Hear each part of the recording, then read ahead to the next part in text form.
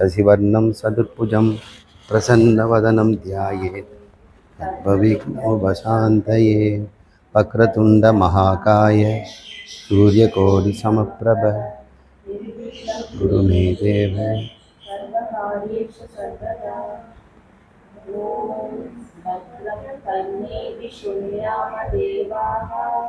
भद्रं पश्येमाक्षरे यजत्राः உணரது உள்ளது 40 என்ற நூலிலே நாம் 23வது பாடல் செய்யுளை நாம் பார்ப்போம்.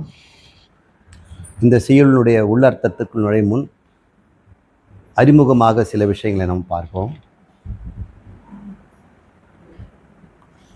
இப்போ நாம் தெரிந்து கொள்ள வேண்டிய விஷயம் அகங்காரம் என்பதை பற்றி. பகவான் ரமணர் அகங்காரத்தை பற்றி தான் பேசுகிறார். நம்மக்கிட்ட அகங்காரம்னு ஒன்று இருக்குது. அது என்ன அப்படின்னு கேட்டோம்னா, தமிழில் திமிர் பிடிச்சவங்க, ஈகோ, தான் என்ற ஒரு மமதை இருக்குது, அதை தான் அகங்காரம் அப்படின்னு சொல்கிறாங்க. அதுவும் ஒரு அர்த்தம் தான், இல்லைன்னு சொல்லலை. ஆனால் அதனுடைய விரிவான அர்த்தம் என்னன்னு பார்த்தோம்னா, நான் என்று எந்த உணர்வு நம்மக்கிட்ட இருக்குதோ அது பேர் அகங்காரம். நான் அப்படின்னு நமக்குள்ள ஒரு உணர்வு இருக்க தான் செய்யுது. அந்த உணர்வு இந்த பொருள்கிட்ட நானுன்னு என்ற உணர்வு இதில் இல்லை. இது என்ன பண்ணாலும் சும்மா இருக்குது. அது நம்ம ஏதாவது பண்ணோம்னா நான் இருக்கிறேன்றது காட்டுறதுக்கு வாய்ப்பு கிடைச்சிதுன்னு சொல்லி ஏதாவது ஒன்று செய்திடுவோம். இப்போ நான் ஒன்று இருக்கிறதுனால தான் நம்ம பேசுகிறோம். நானுன்னு உள்ள நம்மக்கிட்ட இருக்கிறதுனால தான் கேட்டுக்கிறோம். நானுன்னு ஒன்று இருக்கிறதுனால தான் மான அவமானம் வருது நமக்கு. நானுன்னு ஒன்று இல்லைன்னா மானமும் இல்லை, அவமானமும் இல்லை, பசியும் இல்லை, தாகமும் இல்லை. நானுக்கு தான் எல்லாமே, இன்பம், துன்பம், பெருமை, இகழ்ச்சி, புகழ்ச்சி எல்லாம். இப்போ நான் என்பதை யாருக்கு ஒன்றும் சந்தேகம் இல்லை இல்லையா? அந்த நானுக்கு பேர் தான் அகந்தை, அகங்காரம் அப்படின்னு பேர். அதுக்கு ஜீவாத்மா அப்படின்னு பேர். ஜீவாத்மா அப்படின்னு சொல்கிறாங்க இல்லையா? அது அந்த நானுங்கிற உணர்வு. இந்த நானுங்கிற உணர்வு உடம்போட தான் எப்பவுமே இருக்குது. இந்த உடம்புக்கு வெளியே நானுங்கிறது இல்லை, இந்த உடம்புக்குள்ளேயே இருக்குது. உடம்பளவாக இருக்கின்ற ஒரு அறிவு, உடம்பளவாக இருக்கின்ற ஒரு உணர்வு இருக்கிறது. அது இந்த உடம்பு அளவில் தான் இருக்குது. அதுதான் நான். உங்ககிட்டயே ஒரு உடம்பளவான ஒரு உணர்வு இருக்குது, அதுக்கு நான். அது பேர் அகந்தை. அப்போ இங்கே எத்தனை பேர் இருக்கிறாங்களோ அத்தனை அகந்தை இருக்குது. இந்த அகந்தை பற்றி தான் இப்போ நம்ம தெரிஞ்சுக்க போகிறோம்.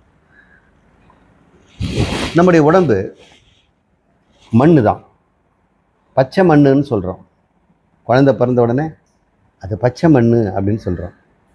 இதெல்லாம் வெந்த மண், அது பச்சை மண். ஏன் மண் அப்படின்னு இந்த உடம்புக்கு சொல்கிறோம்? மண்ணாக போயிடுதுன்னு சொல்கிறோம். இந்த உடம்பு மண்ணோடு மண்ணாயிடுச்சு. ஏன்னா மண் தான் இந்த உடம்பு. மண்ணிலிருந்து தாவரங்கள்லாம் முளைக்குது. நெல், செடி, கொடி, சோளம், கரும்பு, புல், பூண்டு எல்லாம். அதை சாப்பிட்டு தான் நம்முடைய உடம்பு, இந்த உடம்பு வந்ததுனால மண் தான் நெல்லாச்சு, நெல் தான் உடம்பாச்சு. இப்போ உடம்பும் மண்ணும் ஒன்று தானே. சரி, மண்ணுக்கு அறிவு இருக்குதா? மண் நானுன்னு சொல்லுமா? மண் நானுன்னு சொல்கிறது இல்லை. ஆனால் உடம்புக்குள்ளே வந்தோடனே நானுன்னு அது சொல்லுதே. அப்போ மண் நிச்சயம் சொல்லியிருக்க முடியாது இல்லையா? இப்போ இது மண் தானே. இப்போ மண்ணுக்கு நானுங்கிற உணர்வு கிடையாது. இப்போ இந்த மண்ணான இந்த உடம்புக்கு, பானை போன்ற இந்த உடம்புக்கு உணர்வு கொடுக்கறது யார்? இதுக்கு உணர்வு கொடுத்தா இதுவும் கூட பேசும், செய்யும், அவமானப்படும், சந்தோஷப்படும். ஆனால் இது மண், இந்த உடம்பும் மண் தான். இருந்தாலும் இந்த உடம்பு மண்ணாக இருந்து கூட இதில் நானுங்கிற உணர்வு எங்கேருந்து வருது? எப்படி வருது? இந்த நான் வெளியே போயிட்டாக்கா என்ன ஆகும்? இது மறுபடியும் மண்ணாயிடும். அப்போ சொல்கிறாங்க பணமாகி போச்சு, அவங்க இறந்துட்டாங்க அப்படின்னு. அப்போ இறந்த பிறகு நானுங்கிற உணர்வு தான் வெளியே போச்சு. மறுபடியும் அந்த நான் உணர்வை உள்ளே கொடுத்தோம்னா அதுக்கு விழிப்புணர்வும் செயலும் எல்லாம் வந்துடுது. இப்போ நானை பற்றி நம்ம ஆராய்ச்சி பண்ண வேண்டியிருக்குது. நானுங்கிறது பேர் அகந்தை அப்படின்னு பேர். இந்த உடம்புக்கு யாராவது சந்தனமோ மாலையோ அணிவிச்சோம்னா உடம்பு சந்தோஷப்படுறதில்லை. ஏன்னா அது மண். அப்போ நான் தான் சந்தோஷப்படுறேன். எனக்கு அங்கவஸ்திரம் யாராவது போத்தனோம்னா என் உடம்பு சந்தோஷப்படுறதில்லை. சில சமயம் உடம்பு வேண்டான்னு கூட சொல்லும், இந்த புழுக்கத்தில் இது வேறு போடுறீங்களான்னு. ஆனால் மனசு என்ன பண்ணோம், எனக்கு இவ்வளோ பாராட்ட சொல்கிறாங்கன்னு சந்தோஷப்படுது. அப்போ அகந்தைங்கிறது இடக்கு இருக்கிறது வந்து அதை மனசுன்னு நம்ம பேர் வச்சுருக்கிறோம். அகந்தைக்கு இன்னொரு பேர் மனசு. இந்த மனசில் தான் நானுங்கிற உணர்வு இருக்குது. இந்த மனசு உடம்பு முழைய நிரம்புறதுனால உடம்பு முழுக்க நான் இருக்கிறேன். ஒருவேளை இந்த மனசு இந்த உடம்புலேருந்து ஒரு ஓரமாக ஒதுங்கிடுச்சு வச்சுங்க, அந்த இடத்துல மட்டும் நான் இருப்பேன். இந்த மனசு ஒதுங்கின இடத்துல நான் இருக்க மாட்டேன். அது மாதிரி நடக்குமா? நம்ம உடம்புலேருந்து மனசை இழுத்துக்க முடியுமா? முடியலல்ல. சில நோயாளிகளுக்கு அப்படி இயல்பாகவே வந்துடுது. இந்த மனநோய்களை ஆராய்ச்சி பண்ணுறவங்க, மூளையில் அடிப்பட்டவங்களுக்கெல்லாம் சில மனநோய் வந்துடுது. அங்கே ஒரு அம்மாவுக்கு கண்ணாடியில் போய் பார்த்ததே கிடையாது. அவங்க ஒரு பக்கம் மட்டும் நல்லா மேக்கப் போட்டிருப்பாங்க, மை வச்சுருப்பாங்க, மஸ்காரா போட்டிருப்பாங்க, எல்லாம் கலராக இருக்கும், லிப்ஸ்டிக் எல்லாம் கூட இருக்கும், தலைமுடியெல்லாம் நல்லாவாரி இருக்கும். இந்த பகுதி பார்த்தீங்கன்னா காட்டு மிராண்டி மாதிரி இருக்கும். இந்த சைடு தலையை அவங்க வாரினதே கிடையாது, இந்த பக்கத்தை தொடச்சதே கிடையாது, இந்த கண்ணுக்கு அவங்க மை வச்சதும் கிடையாது, இங்கே பவுட்ரு போட்டதும் கிடையாது. ஒரு பாதி உடம்பு அவங்க நான் இல்லைன்னுங்கிறாங்க. அப்படி வாழ்ந்துட்டு இருந்தாங்க. இதெல்லாம் நிஜமாக நடந்தது. மூளைக்கு மப்பால் ஒரு புக்கு எழுதியிருக்கிறேன். அந்த புக்கில் இந்த கதையெல்லாம் இருக்குது. அப்போ ஒரு அம்மா, அந்த அம்மா என்ன சொல்கிறாங்க, நர்ஸை கூப்பிட்றாங்க. ஏன்னா நோயாளி தானே. அவங்க கூப்பிட்டு, யாரோ ஒரு பக்கத்தில் இருந்தார், என் கால் மேலே கால் போட்டிருக்கிறாங்க, நீங்கள் தயவுசெய்து அவங்க சொல்லுங்கள், கால் எடுக்க சொல்லிட்டு. அவங்க என்ன பண்ணுறாங்க, இது இந்த கேஸ் இப்படி தான்னு, அவங்க கால் தான் அவங்க கால் மேலே போட்டிருக்கிறான், அந்த கால் அப்படி தூக்கி கீழே போட்டேன்னு சந்தோஷமான, முதலே செய்திருக்கலாம் இல்லைங்க அப்படின்னு. அவங்கள எத்தனை தடவை சொன்னால் அது உங்கள் கால் தான் மேலே போட்டிருக்கீங்கன்னு சொல்ல மாட்டாங்க. முதல்ல அந்த அம்மா நர்ஸ் சொன்னாங்க, இது உங்கள் கால் தான் நீங்கள் போட்டிருக்கீங்க, யாரும் ஒருத்தர் உங்கள் பக்கத்தில் படுக்கலைன்னு. எனக்கு தெரியாதா என் காலுன்னு? எப்படி இதுங்க என் கால் இல்லைங்கிறீங்க அப்படின்னா, வேறு அந்த காலில் முடி இருக்குது, என் காலெல்லாம் முடியெல்லாம் கிடையாது, யாருதோ அது அப்படிங்கிறாங்க. இப்போ நன் உடம்புலேருந்து நானுங்கிற உணர்வு பிரிஞ்சிடுச்சுன்னா அது நான் அல்லாததாக போயிடுது. மனநோயாளிகிட்டேருந்து நம்ம பார்த்துக்கிறோம். இப்போ நான் உடம்பு முழுக்க பரவி இருக்குது, அது அகங்காரம்னு பேர். இதை நம்ம ரொம்ப வேடிக்கையான ஒரு பொருள். அந்த உடம்பு முழுக்கும் பரவும், உடம்புலேருந்து பிரிச்சிடும். சில சமயத்தில் ஒரு லோக்கல் இன்ஜெக்ஷன் இடுப்பில் முதுகில் தண்டுகளை ஊசி குத்தி கொக்கைன் மாதிரி ஒரு இன்ஜெக்ஷன் போட்டுடுறாங்கன்னு வைங்க. போட்டோடைய இடுப்பு கீழே நரம்புகள் எல்லாம் இந்த நான் உணர்வே இருக்காது. இந்த சூக்ஷ்ம சரீரம் அங்கேருந்து உள்ளே இழுத்துக்கும். ஏன்னா சூக்ஷ்ம சரீரத்தை இப்போ நான் உணர்வு. இந்த சூக்ஷ்ம சரீரம் இடுப்புக்கு மேலே ஏறிட்ட பிறகு இடுப்பு கீழே நான் இல்லைல்ல, என்ன வேணால் டாக்டர் பண்ணிக்கலாம். அவர் தச்சு வேலையெல்லாம் பண்ணுவார், தொடையை பிரிப்பார், அங்கே இருக்க எலும்பை எடுத்துடுவார், அப்புறம் அந்த சைஸுக்கு ஒரு இரும்பு கம்பியை வந்து ட்ரிம் பண்ணி கொடுப்பாங்க, இங்கே ஸ்க்ரூ போட்டு அங்கே ஸ்க்ரூ போட்டு டைப் பண்ணி வச்சுட்டு அப்புறம் மூடிட்டு தச்சிட்ட பிறகு அதுக்கப்புறம் 2 மணி நேரம் கழித்து நமக்கு கொக்கையினுடைய எஃபெக்ட் எல்லாம் போன பிறகு தொட்டு பார்ப்பார், ஃபீலிங் இருக்குதா அப்படின்னு. நானுங்கிற உணர்வு உடம்பு முழுக்க நிரம்பிடுது. உடம்பு விட்டு வெளியே அது இருப்பது இல்லை.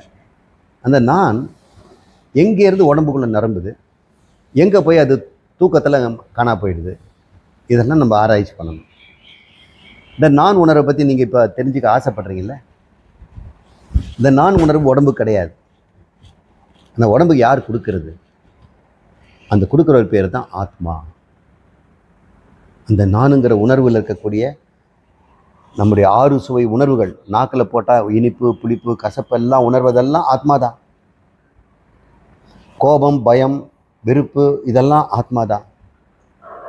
அந்த ஆத்மாங்கிற அகந்தை தான். அதுக்கு தான் இது எல்லாமே உண்டு. அது எங்கேருந்து உண்டாகுதுன்றதை இன்றைக்கி நான் உங்களுக்கு சொல்லித்தரப்போகிறேன். நிறைய முறை சொல்லியிருக்கிறேன், இப்போ வேறு விதமாக நான் சொல்கிறேன். இங்கே ஒரு படம் வரைஞ்சிருக்கிறேன், ஒரு மனுஷத்தலை. அதில் நீல கலரில் ஒரு பெயிண்ட் பூசியிருக்கிறேன் இல்லையா, அதுதான் மூளை, அதுதான் நம்முடைய மனமும் கூட. மூளையில் அடிப்பட்டால் மனம் கோளாறாயிடும். மூளையில் கட்டி வந்துடுச்சுன்னா நமக்கு மனம் சிதறிடும். நம்ம ஏதாவது ஒரு போதை வஸ்து சில பேர் சாப்பிட்டுக்கிறாங்க இல்லையா, அது மதுபானம் சாப்பிட்றாங்க, அது ரத்தத்தில் கலந்து மூளையில் போயிடுச்சுன்னு சொன்னால் அவங்களுக்கு நிதானமே தெரியறதில்லை. அப்போ மனம் எங்கே இருக்குது? தலையில் தான் இருக்குது. அதை தான் இப்போ நான் மனதை நீல கலரில் வரைஞ்சிருக்கேன். ஆனால் ஒரு உண்மையை சொல்கிறேன், இந்த மனமும் இந்த சட்டி பானை மாதிரி மண்ணு தான், அதுவும் மண்ணு தான். ஏன்னா சாப்பாட்டிலேருந்து தானே வருது. குழந்தையாக இருக்கும்போது எவ்வளோ பெரிய மூளை இருந்ததா? இல்லை. அப்போ அம்மா வயிற்றில் குட்டியாக இருக்கும்போது சின்னதாக கட்டெரும்பு சைஸ் தான் நம்ம இருந்தோம். முதல் வாரம் கட்டெரும்பு சைஸ் தான் நம்ம உடம்பே இருந்தது. 2வது வாரம் தான் அது கொஞ்சம் ஒரு எலுமிச்சங்காய் சைஸ் இருக்கும். 3வது வாரம் 4வது வாரம் வரும்பொழுது பார்த்தோம்னு சொன்னால் ஓரளவுக்கு தலை காலெல்லாம் காட்டலாம். 1 மாதம் அது வரைக்கும் யாருக்கும் தெரியாது. 3 மாதம் 4 மாதம் வரும்பொழுது தான் ஸ்கேன் பண்ணி பார்த்தா ஓரளவுக்கு கை பட்டு விரலெல்லாம் அப்படி இப்படி இருக்கிற மாதிரி தெரியும். அப்போ நமக்கு மூளை இருந்ததா? இல்லை. அப்புறம் நம்ம சாப்பிட்ற அம்மா கிட்டேருந்து எடுத்து தானே அது வளருது. அப்போ அம்மா சாப்பிட்ட மண்ணு தானே குழந்தைக்கு மூளையாக இருக்குது. அப்போ மூளை மண்ணு தானே, இந்த மூளை மண்ணு தானே. அதே பேர் சொல்கிறாங்க, உங்கள் தலையில் மூளை இருக்குதா மண் இருக்குதான்னு. 2 ஒன்று தான் மிஸ். உங்கள் தலையில் அதான் இருக்குதுன்னு. என்ன திமிரு இருந்தால் என்ன தலையில் மண்? நீங்கள் வேணால் ஆராய்ச்சி பண்ணி பாருங்கள். நீங்கள் சாப்பிட்ட சாப்பாடு தான் மூளை வந்துருக்குதுன்னா, சாப்பாடெல்லாம் அரிசின்னு சொன்னால், அரிசியெல்லாம் மண்ணுன்னு சொன்னால் தலையில் மண் தானே இருக்குது. அப்போது மூளைக்கும் உணர்வு கிடையாது இல்லையா? ஏன்னா அது உணர்வற்ற ஒரு மண்ணு தானே. அப்போ உடம்புங்கிற ஸ்தூல சரீரம் அதில் ஒரு பகுதி இருக்க மூளையை எல்லாமே மண்ணில் இருந்ததுன்னா இதுக்கு உணர்வை தர்றது யார் அப்படின்னு ஒரு கேள்வி வருது. அந்த உணர்வை தர்றது தான் நானுங்கிற அகந்தை. இந்த நானுங்கிற அகந்தை மூளையில் எப்படி உண்டாச்சு? மூளை தான் மண்ணுங்கிறீங்களே, அது எப்படி உணர்வு உண்டாச்சு? கோபதாபங்கள் எல்லாம் அது காரணம் ஆத்மா, கடவுள், பரம்பொருள், பரமாத்மா, பிரம்மம்னு சொல்கிறாங்க. அந்த பிரம்மம், அந்த பரமாத்மா எங்கும் வியாபித்திருக்குது. நம்ம உடம்புக்கு வெளியும் இருக்குது, இந்த நமக்கு இடைவெளியிலும் இருக்குது, நம்ம உடம்புக்குள்ளேயும் இருக்குது, எங்கும் இருக்குது கடவுள். அந்த கடவுள் இந்த மண்ணால் ஆகப்பட்ட மூளை அல்லது மனம் அதோட மிக்ஸ் ஆகுது. மிக்ஸ் ஆகும் பொழுது தான் இந்த மனத்துக்கு உயிர் உண்டாகுது. இந்த மனதுக்கு நானுங்கிற உணர்வு உண்டாகுது. ஆத்மாவை அப்படியே இருந்துட்டோம்னா என்ன ஆகும்? மனம் ஜடமாயிடும். அது பொணம்னு சொல்லும். இப்போ மனதுக்கும் புரிஞ்சுட்டீங்க இல்லையா? அது ஜடம். இப்போ ஜடத்தை நான் என்ன கலர் கொடுத்துருக்குறேன்? ப்ளூ கலர் கொடுத்துருக்குறேன். ஆத்மாவுக்கு ஒரு கலர் கொடுப்போமா? அது மஞ்சள் கொடுக்க போகிறேன்.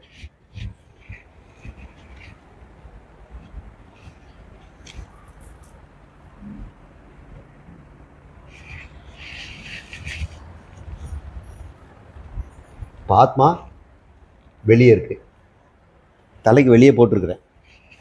இது எங்கும் இருக்கிறதுனால எல்லா இடமும் போடுறேன்.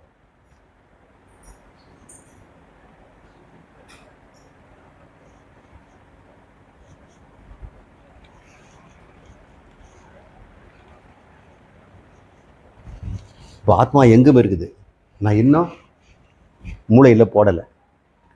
மூளை அல்லது மனம், அந்த கரணம், அது சூக்ஷ்ம சரீரம்லாம் சொல்கிறாங்க. இப்போதைக்கு இந்த லெக்சரில் மட்டும் இருப்போம்.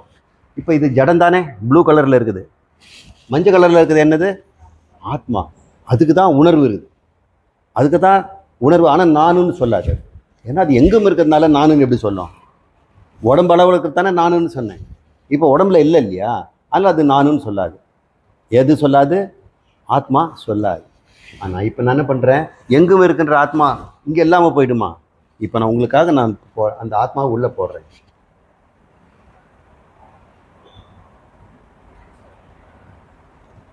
இங்கே நிரம்பின உடனே இந்த ப்ளூவும் மஞ்சளும் கலந்து ஒரு நிறம் உண்டாகும். அதுதான் பச்சைங்கிறாங்க.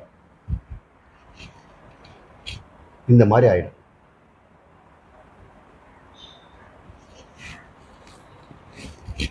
மஞ்சள் யாருது? ஆத்மாவுது. இந்த ப்ளூ கலர் யாருது? மனம். இது ரெண்டும் சேரும்போது என்னாச்சு? ஒரு பச்சை கலர் உண்டாகுது இல்லையா? அதுதான் அகந்தை. இந்த பச்சை கலர் இருக்குதா அப்படின்னு கேட்டிங்கன்னா, அப்படி ஒரு கலர் இருக்குதா? இல்லை. ஏன்னா இப்போ 2 கலர் தான், 2 கலர் மிக்ஸ் ஆகி தான் இப்போ இது உண்டாகி இருக்குது. இப்போ பச்சைன்னு இருக்காது. நான் என்ன பண்ணுறேன்? மஞ்சளை எடுத்துட்டேன்னு வைங்க, நீலமாயிடும் அது. இப்போ பச்சையாக இருக்கக்கூடிய அந்த அகந்தைங்கிறது மனதுடையதா ஆத்மானுடையதா? இப்போ 2 பொருள் கலந்து உண்டாச்சுன்னு சொன்னேன். அந்த படத்தை அது விடுங்க, நான் சொல்கிறது கவனிங்க. அகந்தைன்னு இப்போ ஒன்று சொன்னேன் இல்லையா, அது எந்த கலர்? இது பச்சை கலர். மனதினுடைய கலர் என்ன? நீலம். ஆத்மானுடைய கலர் என்ன? மஞ்சள். அகந்தினுடைய கலரு பச்சை. ஆத்மா எப்பவுமே இருக்கிறது. இது அன்னமய இந்த மனமும் எப்போ இருக்குது. அகந்தை எப்போ உண்டாகும்? ரெண்டும் கலந்தாதான். ஒருவேளை ரெண்டுத்தையும் பிரிச்சிட்டோம்னா வழக்கம் போல் அது நீலக்கரை ஆகிடும், வழக்கம் போல் எது மஞ்சளாக இருக்கும். அகந்தை எங்கே போச்சு? இவங்க 2 பேர் இருக்கிறாங்களே, 2 பேர் இருந்தும் கூட அகந்தை இல்லை. ஆனால் 2 பேரும் சேர்ந்தால் அகந்தை உண்டாகும். ஆத்மாவுக்கு உடம்பே கிடையாது, அது வெறும் உணர்வோடு. அது இன்பம் துன்பம் எதுவுமே கிடையாது. மனசுக்கு அறிவு உணர்வு கிடையாது, அதனால் இன்பம் துன்பம் உண்டா? அதுக்கும் கிடையாது. அப்போ இன்பம் துன்பம் யாருக்கு? அகந்தைக்கு. அகந்தைன்னு ஒன்று இருக்குதா? கலந்தா உண்டாகுது, பிரிஞ்சா இல்லை. என்னடா இது? இல்லாத பொருளுக்கா இவ்வளோ தூரம் நம்ம சொத்து சேர்த்தரிச்சோம்? இவ்வளோ பொருள், இவ்வளோ உறவுகள், இவ்வளோ சொந்தங்கள், இவ்வளோ புகழ், எத்தனையோ யாருக்காகன்னா இது ஜடமாகிய உடம்புக்கோ மனசுக்கோ கிடையாது. ஆத்மாவுக்கும் கிடையாது. ஏன்னா அது பரமாத்மா, அது கடவுள். அவருக்கும் இதெல்லாம் தேவையில்லை. இந்த சொத்தெல்லாம் யார்? 10 கோடி ரூபாய் சொத்து சேர்த்துருக்கிறாரு. யார் அவர் சேர்த்தார்? யாருக்கு சேர்த்தார்? மனதிற்கு சேர்த்தாருன்னு சொன்னார்னா மனம் ஜடம். ஆத்மாவுக்கு சேர்த்தார்னா ஆத்மாவுக்கு அது தேவையில்லை. அப்போ யார்? இந்த அகந்தைக்கு தான். அகந்தை யார் அப்படின்னு கேட்டோம்னா அவர் உண்மையிலேயே இல்லாத ஒருவர். இருப்பது போல ஒரு பிராந்தி ஏற்படும். இருப்பது போல நம்ம நினைக்கிறோம். இப்படி இன்னைக்கு ஒரு விஷயத்தை நம்ம இன்னைக்கு புரிஞ்சுக்கணும். இந்த அகந்தை நீங்கள் நல்லா தெரிஞ்சுக்கிட்டீங்க இல்லையா?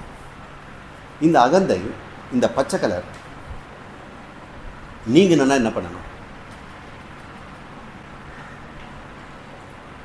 பச்சை கலர் இருக்கக்கூடாது, ஃபுல்லாக மஞ்சளாக இருக்கணும், ஆத்மாவை நிரம்பியிருக்கணும்.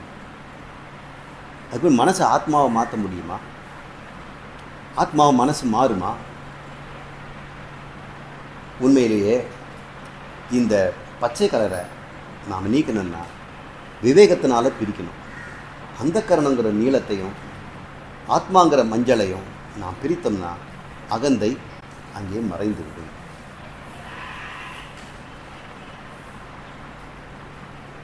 எப்பெல்லாம் இந்த நீளம் இருக்குதோ அப்போ ஆத்மாவோட சேர்ந்து பச்சை இருந்துட்டு, ஒருவேளை மனம் தன்னோட நீல நிறத்தை இழந்துடுச்சுன்னு வைங்க, நான் கலர் போட்டேன் இல்லையா, ஒரு வெள்ளை நிறம் கொடுத்துட்டேன்னு வைங்க, இந்த மனம் வெண்மையாகிடுச்சு, தூய்மையாகிடுச்சு.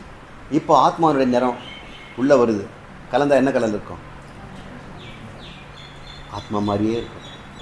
அப்போ மனம் தூய்மை அடைந்தால் மனசில் யார் இருப்பார்? பரம்பொருள் ஆத்மா இருக்கும். மனம் அசுத்தம் அடைந்தால் அங்கே அகந்தை வந்துடும். அகந்தை இல்லாமல் மனசு அசுத்தம் ஆகுமா? மனசு அசுத்தமானது காரணமே யாரால? அகந்தையாக. இப்போ மனசை தூய்மை பண்ணுறது யார்? அகந்தை தான் பண்ணோம்.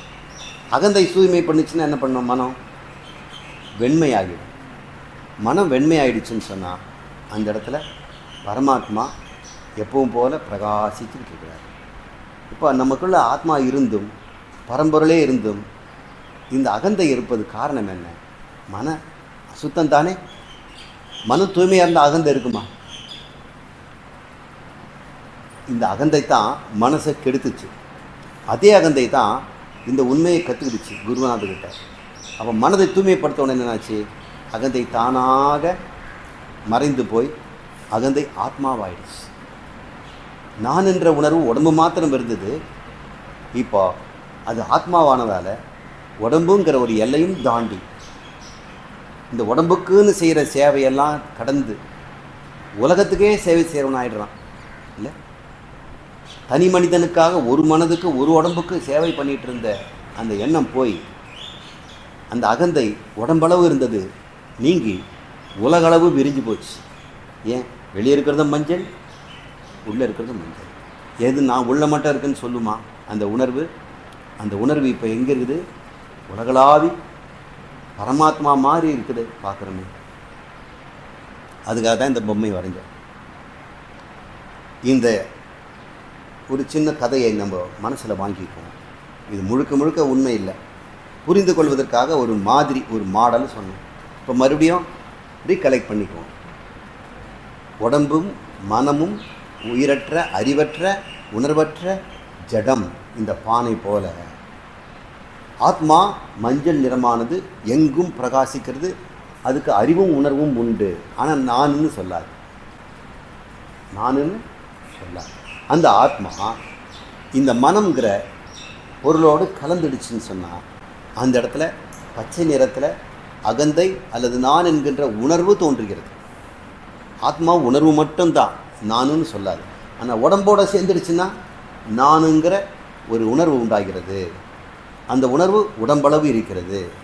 அந்த அகந்தை தன்னை காப்பாற்றிக்கணும். தன்னை ஆத்மான்னு தெரியாதில்ல, பரம்பொருள்னு தெரிஞ்சிருந்தா தப்பெல்லாம் பண்ணுமா? நான் பரம்பொருள்னு எனக்கு தெரிஞ்சிருந்தா நான் தப்பு செய்வேனா? நான் மகாராஜான்னு தெரிஞ்சிருந்தேன்னா நான் பிச்சை எடுத்துருப்பேனா? நான் மகாராஜான்னு தெரியாதனால தான் சார் பிச்சை எடுத்தேன். நான் ஆத்மா பரம்பொருள் தெரியாதனால தான் நான் உடம்பளவு இருக்கிறேன். செத்து போயிடுவேன். புடைக்கணும், காப்பாற்றிக்கணும், ஆனந்தம் அடையணும், இன்பம் அடையணும், சுகம் விட்டுறக்கூடாது, எப்படியாவது சுகம் பெற்று நம்ம உலகத்தை வாழணும் அப்படிங்கிற ஒரு எண்ணத்தினால, அந்த தப்பறிவினால் இந்த அகந்தை கருமங்களை எல்லாம் செய்து மனசை அசிங்கம் பண்ணிச்சு, அழுக்காய் போச்சு. ஆத்மா இருந்தும் கூட அது பச்சை பசையல்னு பாசம் பிடிச்சி கிடக்கு. இப்போ நான் என்ன பண்ணேன்? இந்த அகந்தை திருதறத்துக்கு வழி பார்த்து ஆத்ம வித்யாலயத்துக்கு தன்னுடைய சொரூபம் என்னன்னு கண்டுபிடிச்சு, அறிவும் உணர்வும் உடைய இந்த நான் யார் என்று விசாரித்து பார்த்தால் அது பரமாத்மான்னு சொல்கிறார் குரு. அப்போது சுவாமி, நான் பரமாத்மான்னு சொல்கிறீங்க உணர்வு, ஆனால் என்கிட்ட அசுத்தமான மனசில் துன்பமும் இன்பமும் கசப்பும் பொய்யும் புரட்டும் பாசாங்குத்தனமும் ஏமாற்றுறதும் நிறைய இருக்கே, என்ன பண்ணுறது? அது இருந்துட்டு போட்டோம், மெல்ல மெல்ல அது குறைக்கும். எப்படிங்க சுவாமி குறைக்கிறது? நீ தினமும் ஆத்ம வித்யாலயம் வா, தன் உண்மை சொரூபம் ஆத்மா ஆத்மான்னு தெரிஞ்சுக்க. நானுங்கிறத விசாரணை பண்ணிக்கிட்டே இரு.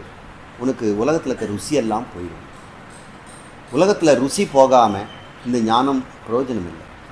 இந்த ஞானம் வளர வளர நமக்கு வழக்கம் போல் இருக்கிற விஷயங்களெல்லாம் ருச்சி இல்லாமல் போயிடும். உலக விவகாரங்களில் ருச்சியே இருக்காது. முன்னெல்லாம் வம்பு பேசுறது, மற்றவங்களை புரளி பேசுறது, மற்றவங்களை பற்றி ஏளனம் பண்ணுறது, மற்றவங்க பொருள் அதிகமாக சேர்த்தா அவங்கள பொறாமப்பட்டு அவங்கள கேலி பண்ணுறது, நம்மளை விட கொஞ்சம் கம்மியாக இருக்கிறவங்கள பார்த்து ஏளனம் பண்ணி அவமானப்படுத்துறது, இதெல்லாம் அந்த மனம் பண்ணிகிட்டு இருந்தது இல்லையா? அதில் ருசி போயிடுச்சு.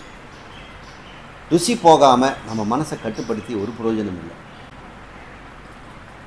வெளியே இருக்கிற பொருள் வேண்டும், மறுபடியும் ருசினால் மனம் ஓடும். அந்த வெளியே இருக்கிற உலகத்தில் இருக்கிற அருச்சி வரணும். இந்த சத்சங்கத்தில் கூடணும், குருநாதரோட சங்கமம் இருக்கணும், அவங்களோட சேர்ந்து இருக்கணும், அவங்க சொல்கிறத நான் கேட்கணும் அப்படின்னு வரும்பொழுது அதிக ருச்சி இதில் உண்டாயிடும்.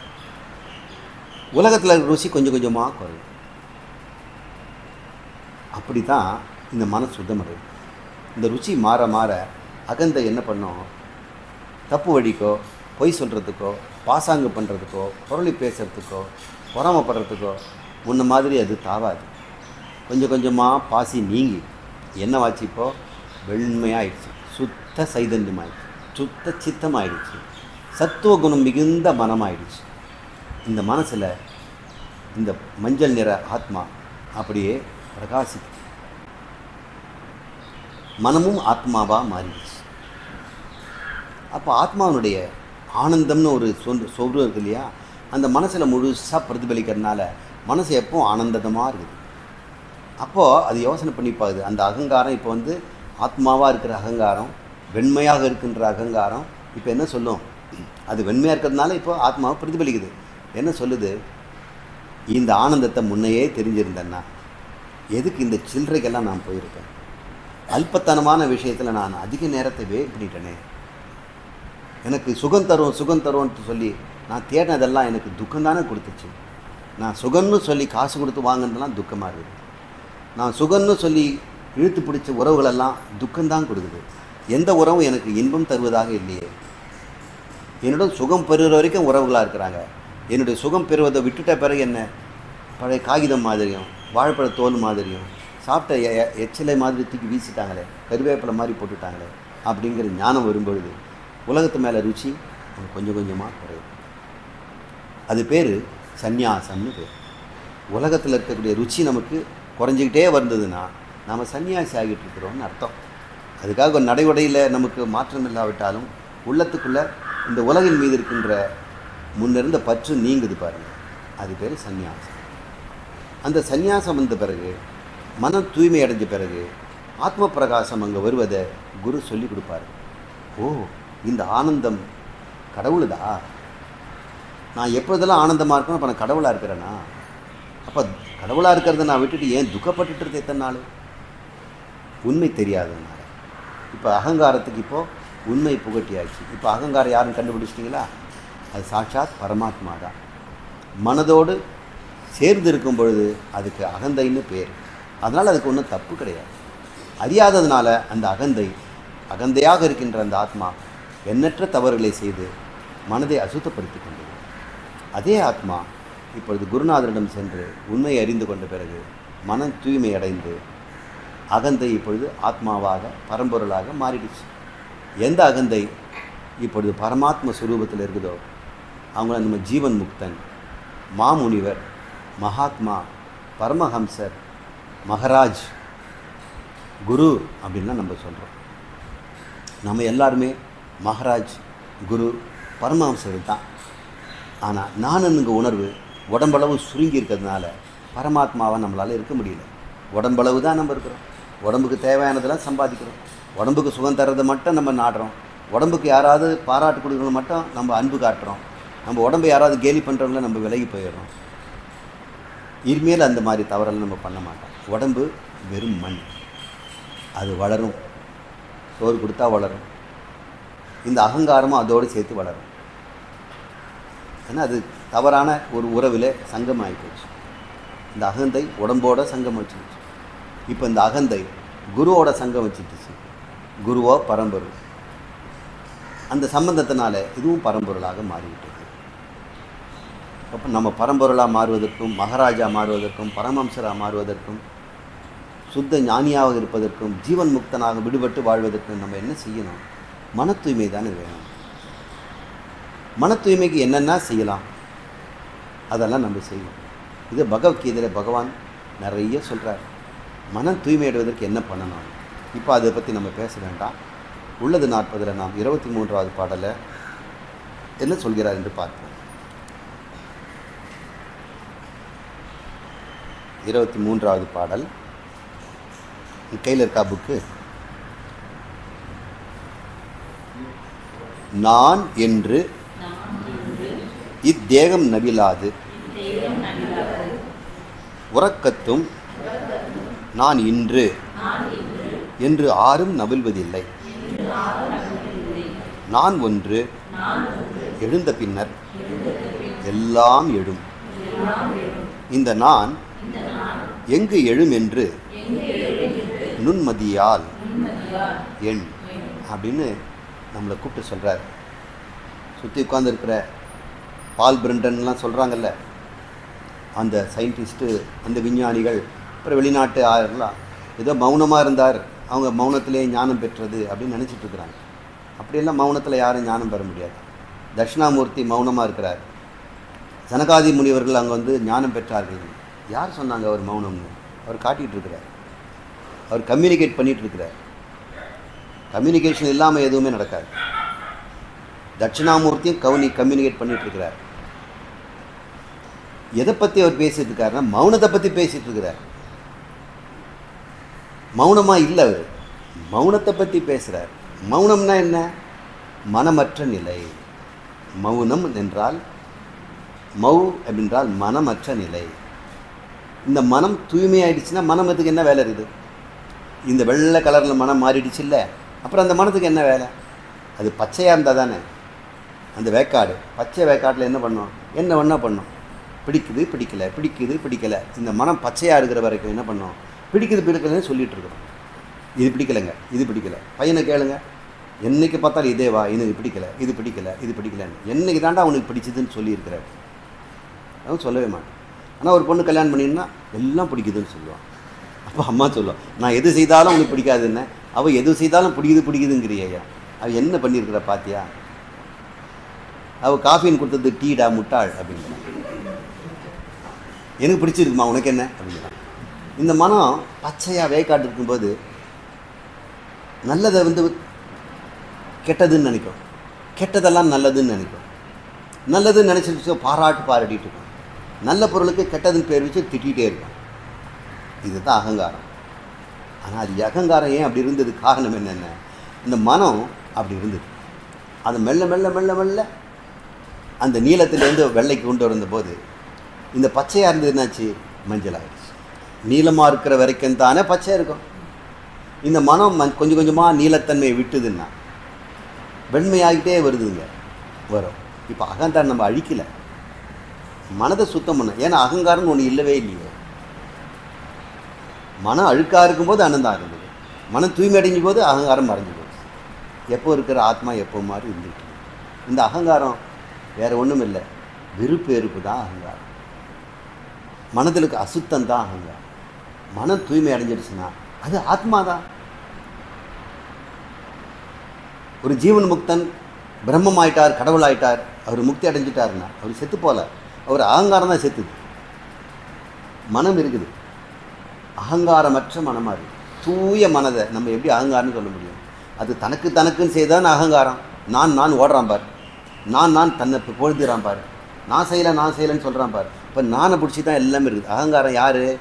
அசுத்தமான மனதில் பிரதிபலிக்கின்ற ஆத்மா. தூய மனதில் பிரதிக்கின்ற ஆத்மா, அங்கே ஆத்மா தூய மனதில் பிரதிபலித்தா அதே தானே தெரியும். சுத்தமான கண்ணாடியில் நீங்கள் பார்த்தீங்கன்னா சுத்தமாக உங்களை தெரியுது. அழுக்கு கண்ணாடியில் பார்த்து என் மூஞ்சி எவ்வளோ அழுக்காதுன்னு சொன்னேன்னு அர்த்தம். கண்ணாடி தான் துடைக்கணும். இப்போ மனதை துடைக்க வேண்டியதாக இருக்கிறது. இந்த பாடலில் பார்ப்போம். இந்த தேகம் இந்த சட்டி பானை மாதிரி மண்ணால் ஆகப்பட்டதுனால இது நான் என்று நவிலாது. என்னைக்காவது உடம்பு நானுன்னு சொல்லியிருக்குதா? இந்த நான் உடம்பு நானுன்னு சொல்லாது. முடிச்சிட்டு இருக்கும்போது தான் நம்ம சொல்கிறோம். நான் முழிச்சிட்டு இருக்கிறதுனால இந்த உடம்பு நானுன்னு சொல்கிறேன். நான் தூங்கும் பொழுது இந்த உடம்பு சும்மா எத்தனை வேணால் கேட்டுப்பார், நானுன்னு வாய் திறந்து சொல்கிறானா பார் அப்படிங்கிறான். அம்மா அவன் தூங்கிக்கிட்டு இருக்கிறாம்மா, அங்கே நான் இல்லைம்மா, அவன் இருக்கிறானே அப்படின்னு. அது உடம்புமா. நீ உடம்பை பார்த்து எத்தனை தடவை கூப்பிட்டாலும் அது பதில் சொல்லாது. அவன் முழிச்சிட்டு போது சொல்லுங்கள், அப்போ பதில் சொல்லுவான். அப்போ அகங்காரம் அதுதான் நானுன்னு சொல்லும். இந்த உடம்பு நான் என்று இந்த தேகம் நவிலாது. இந்த உடம்பு நானுன்னு சொல்லிட்டு இருந்தா எப்போ நானுன்னு சொல்லிட்டு இருக்கணும்? தூக்கத்தில் சொல்ல மாட்டேங்குது. செத்து போன போது இந்த பாடி ஒன்றுமே பேச மாட்டேங்குது. நான் என்று இந்த தேகம் சொல்லாது. உறக்கத்தும் தூங்கும் பொழுதும் நான் இல்லை என்று யாரும் சொல்வதும் இல்லை. அப்போது இந்த உடம்பு தூக்கத்தில் ஒரு வேலை செய்கிறது இல்லைல்ல, அப்போ அகங்காரம் இல்லையா? நான் இல்லையான்னா இருக்குது. உடம்பும் சொல்ல மாட்டேங்குது. தூக்கத்தில் நான் இல்லைன்னு யாரும் சொல்ல மாட்டேங்கிறாங்க. தூக்கத்தில் நீ இருக்கிற, நீ யார்? நான் என்று தேகம் நவிலாது. தூக்கத்திலும் நான் இல்லை, நான் இன்று என்று யாரும் சொல்வதில்லை. தூக்கத்திலும் இருக்கிறோம், முடிச்சிட்டும் போதும் இருக்கிறோம். அப்போ உடம்புக்கு நமக்கு என்ன சம்பந்தம்? தூக்கத்திலும் இருக்கிறோம். இப்போ நம்ம தூக்கத்தில் உடம்பு இருக்குதா? தூக்கத்தில் நமக்கெல்லாம் உடம்பு இருக்குதா? முடிச்சிட்டு பிறகு தான் உடம்பு இருக்குது. தூக்கத்தில் யாருக்கும் தெரியறதில்லை.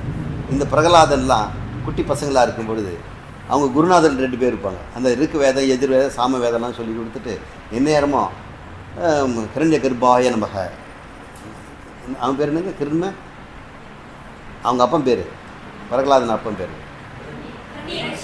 இரண்ய கசிபு. இரண்ய கர்ப்பம் இல்லை, இரண்ய கசிபு. இரண்ய கசிபாய நமக. ஏன்னா குருநாதருக்கு காசு கொடுத்து வச்சுருக்கிறாங்க. நீ விஷ்ணு நாராயண் நமக்கெல்லாம் சொல்லி கொடுக்குறாது. நாராயணன் பரம எதிரி, நமக்கு எனக்கு ஆகாது. இந்த 3 உலகம் எனக்கு சொந்தம். அவன் என்னவோ சிருஷ்டி பண்ணான், காப்பாற்றுன்னு அவன் எங்கேயோ போயிட்டான். இப்போ நான் தான் கடவுள். அதனால் எல்லா கோயிலும் எனக்கு தான் அர்ச்சனை பண்ணணும்னு கோயிலில் சிலையை தூக்கிட்டாங்க. இரண்ய கசிபுடைய சிலையை வச்சு அதுக்கு அபிஷேகம் பண்ணுறாங்க, அதுக்கெல்லாம் மாலை போடுறாங்க. அதுக்கு இருந்தால் தான் காசு கொடுப்பார், இல்லைன்னா கோயிலை இழுத்து முடிக்குவார். இப்போ குருநாதருக்கும் குழந்தைங்களுக்கெல்லாம் இனிமேல் எல்லாரும் பாடத்தில் ரண்யகசிபாய நமக அப்படின்னு சொல்லுவாங்க. இந்த பையன் நாராயணாய நமக. டே சொல்லிடாதடா, எனக்கு வேலை போயிடும். எல்லா கசங்களும் அவங்களோட சேர்த்துப்பார். அவன் பாடுறான் நாராயண என மந்திரம் நாளும் பேரின்பங்கிறான். நாராயணா நாராயணா அந்த பாட்டு இன்னைக்கு பாடி காட்டுங்க எனக்கு. நாராயண மந்திரம் அதுவே நாளும் பேரின்பம் அப்படின்னு அவன் பாடுவான். அப்போது அந்த குருநாதர் தூங்கிட்டு இருக்கும்பொழுது நெத்தில நாமம் போட்டு விட்டுருவான். அப்போ அவனுக்கு தெரியலையே அந்த குருநாதருக்கு நம்ம உடம்பு என்ன இருக்குதுன்னு. உடம்பு சொல்லிச்சா நாம போடாதீங்க, நாம போட்டிருக்கிறேன்னு சொல்லிச்சா? உடம்பு இருக்குது. அப்புறம் நான் இல்லைன்னு சொல்லுவாரா? உடம்புல இருக்கிறார். ஆனால் முடிச்சிட்ட போது யார் இதெல்லாம் போட்டது அப்படின்னு நாம போட்டு வச்சுருக்குது. இது போட்டதுக்கு நம்முடைய ராஜா பார்த்தாருன்னா கதி என்ன ஆகுதுன்னு சொல்லி ஓடி பயப்படுறாங்க. நீங்கள்லாம் சினிமாவுக்கு பாருங்க. அதை இப்போ இந்த உடம்பு நானுன்னு சொல்கிறதில்ல, தூக்கத்தில் நானுன்னு இந்த உடம்பு சொல்கிறதில்ல. ஆனால் நாம் இல்லாமல் போயிட்டோமா? இருக்கிறோம். அப்போது உடம்புக்கும் எனக்கும் சம்பந்தம் இல்லைன்னு அர்த்தம். இவர் சொல்கிறார், நானுங்கிறது உடம்பு இருந்தாலும் இல்லாவிட்டாலும் அது இருக்கும். சரி, நான் ஒன்று இந்த உடம்புல எழுந்த பிறகு, உடம்பு முழுக்க நான் நிரம்பிட்டார், எழுந்த பின் எல்லாம் எழும். அப்புறம் தெரியும் எனக்கு ஏன் நாமம் போட்டது. சின்ன பசங்க எல்லாம் அவர் கீழே நில்லுங்க, எவன் கையில் இருந்தது சார்ந்திருக்குதுன்னு அப்படின்லாம் கேட்குறாருல அந்த குருநாதர். இதுலேருந்து என்ன தெரியுது? உடம்புக்கு நான் என்ற உணர்வு கிடையாது. நான் எப்பொழுதும் உடம்பில் இருக்கிறது, தூங்கும் பொழுதும் இருக்குது, நனவிலும் இருக்குது. நான் எப்போ எழுந்துக்குது அப்படின்னு பார்க்க சொல்கிறார். தூக்கத்தில் இல்லாமல் போகலை, அகந்தான் இருக்குது, ஆனால் எங்கேயோ மறைஞ்சிருது. முழிச்சிக்கும் போது உடம்பு முழுக்க நிரம்பிடுது. அதனால தான் உடம்பு நல்லா முடிச்சு இப்படிலாம் இழுத்து பார்க்குறோம், நாம் உள்ளே போயிட்டோமான்னு.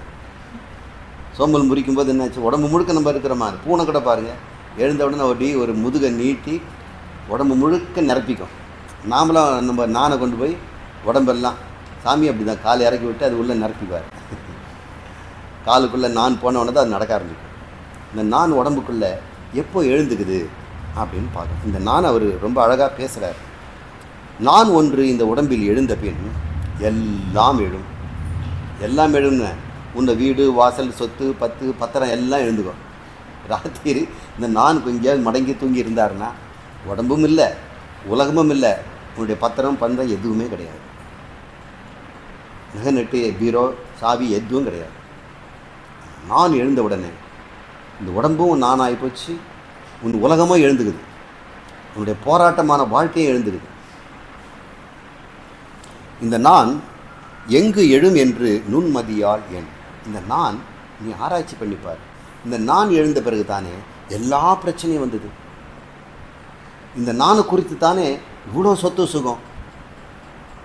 ஒருத்தனை பார்த்து நம்ம பொறாமப்படுறோம்.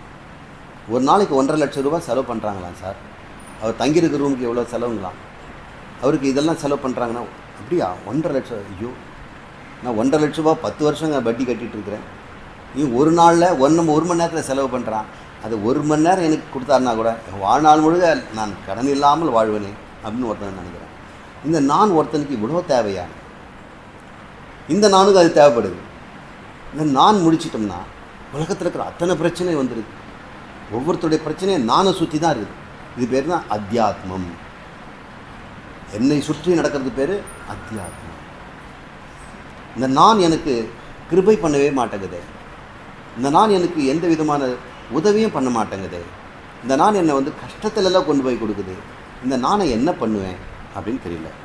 இந்த நான் ஒன்றை நீ நுண்மதியால் என் கண்டுபிடிங்கிற.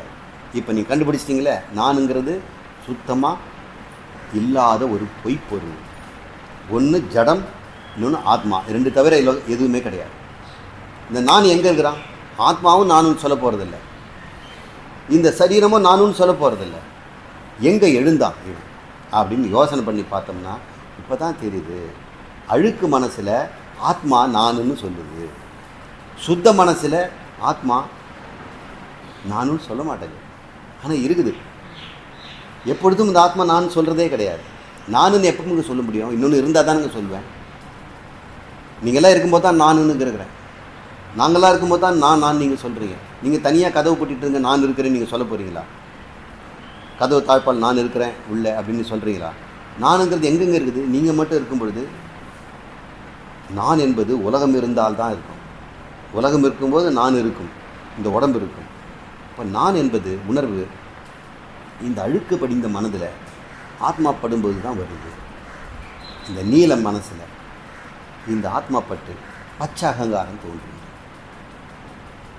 அந்த நீளத்துக்கு எந்த கெடுதியும் இல்லை. இந்த ஆத்மா நீங்கன்னா அது எப்போ போல் நீளமாக தான் இருக்குது. இந்த செத்து பணத்தில் நீளமாக தான் இருக்குது. நீளம் பூத்துச்சு பாருங்கிற அந்த சரீரம் கருத்து ரத்தம் ஓட்டல் நின்ன பிறகு நீளம் பாரிச்சிருச்சு. இந்த மனமும் நீளமாக கிடக்கு. ஆத்மா இருக்கும் பொழுது பச்சையாக இருக்குது. இப்போ அந்த கரணம் வெளியே போயிடுச்சு. இப்போ அந்த வரைக்கும் நம்ம போவோம், அந்த லெவலுக்கு போக வேண்டாம். இப்போ மன தூய்மைக்கும் அகங்காரத்துக்கும் உள்ள தொடர்பை பார்த்தோம். மனதினுடைய விருப்பு வெறுப்புகள் தான் அசுத்தம். இந்த மனசில் விருப்பு வெறுப்புகளை கொஞ்சம் ஆராய்ச்சி தான் பண்ணி பாருங்க. நம்ம இந்த உலகத்தில் எதையாவது நம்ம விருப்பு வெறுப்பு இல்லாமல் பார்த்துருக்குறோமா?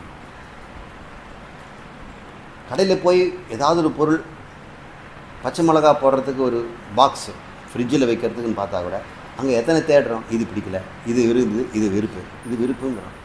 சின்ன சின்ன பொருளெல்லாம் கூட பார்க்குறோம். வெண்டைக்காய் நீங்கள் அள்ளி எடுக்கும்போது இருக்கிற நான் பார்த்துக்கிறேன்னு சொல்லிவிட்டு அவங்கள தள்ளிட்டு ஒன்று ஒன்றா வளைச்சி பார்த்துருக்குறோம். அப்போ வளைக்கும் போது ஒன்று வளையுது. இப்போ நம்மளை மாதிரி யாரோ ஒருத்தர் வளைச்சி பார்த்துருக்குறான். உடச்சிருந்தா எடுத்துகிட்டு போயிருப்பான். பட்டுன்னு உடஞ்சிதுன்னா என்ன எடுத்து நம்ம பையில் போட்டுருவோம். அங்கே எந்த வெண்டைக்காய் எடுத்தாலும் வளைஞ்சிருக்கு. அப்புறம் எல்லாரும் வளைச்சி பார்த்துருக்குறாங்க. எல்லாருக்கும் வளைகிற வெண்டைக்காய் பிடிக்கல, அது முத்தனு.